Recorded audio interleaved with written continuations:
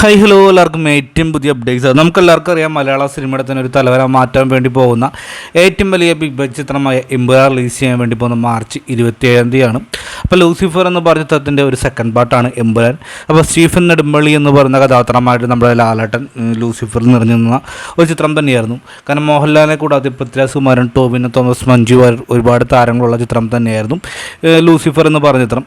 അപ്പോൾ എമ്പുരാൻ്റെ റിലീസിന് മുന്നോടിയായിട്ട്, അതായത് ലൂസിഫർ റിലീസ് ചെയ്യാൻ വേണ്ടി പോകണം എന്നാന്ന് നോക്കിക്കഴിഞ്ഞാൽ റിലീസ് ചെയ്യാൻ വേണ്ടി പോകുന്ന മാർച്ച് 20 റിലീസ് ചെയ്യാൻ വേണ്ടി പോകുന്നു ലൂസിഫർ എന്ന് പറഞ്ഞ ചിത്രം. അപ്പോൾ ആരൊക്കെയാണ് മാർച്ച് 20 ഒരു റിലീസിന് വേണ്ടിയിട്ട് ചിത്രത്തിൽ തിയേറ്ററിൽ പോയി കാണാൻ വേണ്ടി ഒന്ന് കമൻറ്റ് ബോക്സിൽ രേഖപ്പെടുത്തുക. തീർച്ചയായിട്ടും നല്ലൊരു പോസിറ്റീവ് തന്നെയായിരിക്കും സമ്മാനിക്കാൻ വേണ്ടി പോകുന്നുണ്ടാവുക.